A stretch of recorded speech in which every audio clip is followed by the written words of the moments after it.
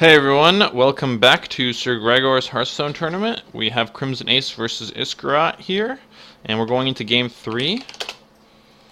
Iskarott is up 2-0 against CrimsonAce. So it looks like CrimsonAce's last deck is going to be Mage, whereas Iskarott is still playing with that Hunter deck that he won the previous 2 games. So the game should start any second now. Get a final look at the bracket here. Sinister and Zealot still to come. It looks like they're still waiting to play.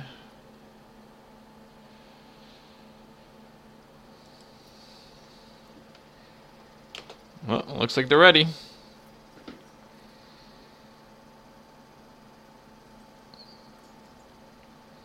And it is going to be Mage versus Hunter.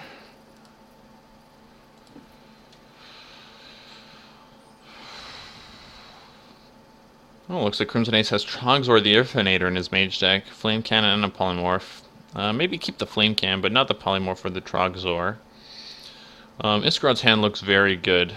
Undertaker plus the Gnome and a Leper Gnome. He's going to have a big Undertaker very fast. 2 Flame Cannons and an Unstable Portal for CrimsonAce. This is not the hand you want to see. He doesn't have any board presence available to him. Although he does have removal. Iskarott's turn. He picks up Unleash the Hounds.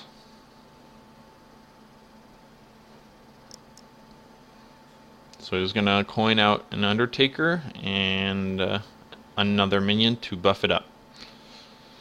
So because Clockwork Gnome has a Death Rattle effect, Undertaker gets buffed +1/+1 whenever a creature with Death Rattle is played. Luckily for CrimsonAce, the Flame Cannon that he uses attacks the Undertaker and gets rid of it. Flame Cannon deals 4 damage to a random enemy minion.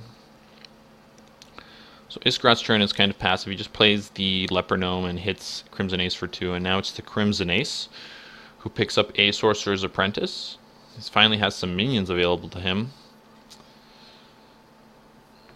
And he plays the Apprentice plus uses an Unstable Portal. Oh, that's a terrible card to get. I mean, Iskarott does use weapons with his Hunter, but perhaps something a little bit better than a 1/2 Pirate.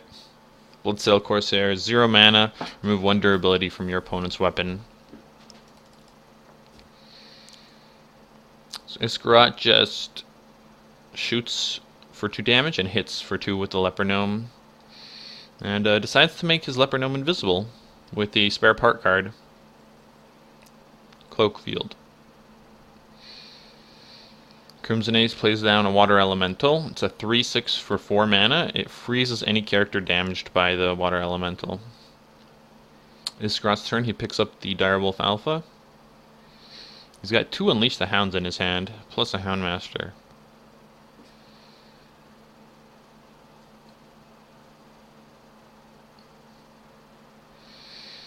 This is actually a little bit tricky for Iskarott, because CrimsonAce's Water Elemental is kind of big. It's a 3/6. Despite that, CrimsonAce is still taking damage. So Iskarott's going to continue to apply pressure by going straight to the face.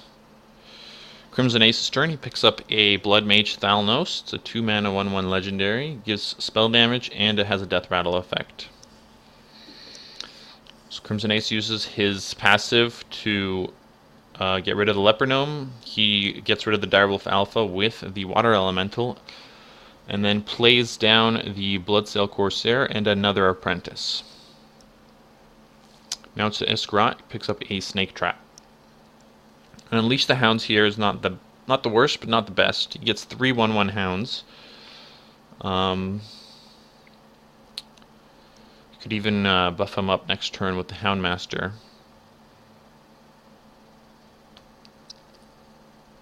Let's see what happens here.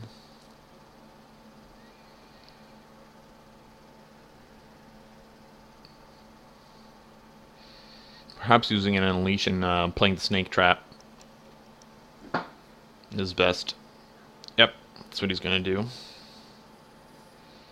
And he looks like he's going to get rid of the Sorcerer's Apprentice and keep one hound up.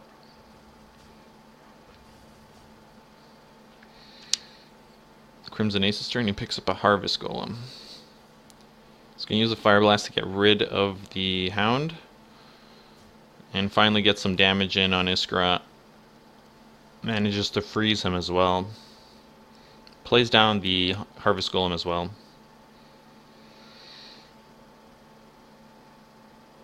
Iskarott plays the Houndmaster plus the Haunted Creeper.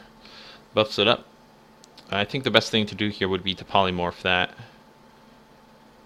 And ping it to get rid of it.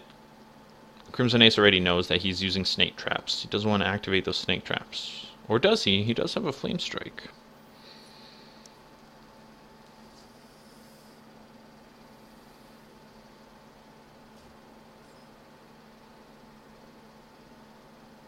It looks like he's going to use the Flame Strike this turn. He's still, however, getting low on life. Oh, big pickup there for Iskarott. Kill Command does a lot of damage. Deals 3 damage. If you have a beast, deal 5 damage instead. With 7 mana available to him, he could use a combination of these. So he's going to use Unleash the Hounds for 2 hounds. And it looks like he's going to play Defender of Argus to give them taunt and +1/+1 each. And he continues to apply pressure. Sludge Belcher is a pretty good pickup here for Crimson Ace, but that kill command could be a big deal for Iskarott. Now it's Crimson Ace's turn, and he's thinking, he's playing this carefully. He's wondering what's the best way to do this and to continue to apply pressure to Iskarott. So Flame Cannon gets rid of one of the hounds. He clears Iskarott's board and plays the Sludge Belcher. It's the Iskarott now. Picks up a Clockwork Gnome. So all he can do right now is shoot and play the gnome.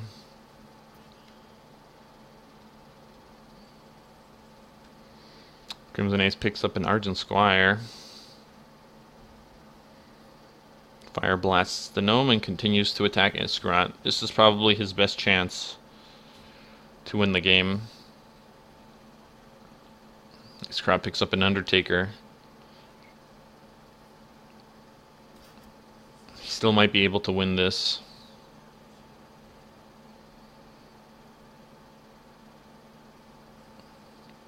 Crimson Ace picks up Trogzor.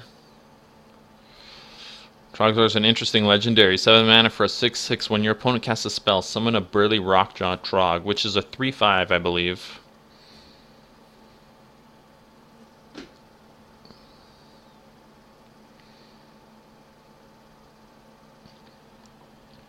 Iskarott doesn't have lethal here, but he will kill Crimson Ace next turn if Crimson Ace doesn't draw a Fireball. What Crimson Ace needs right now is a Fireball, and he will win the game.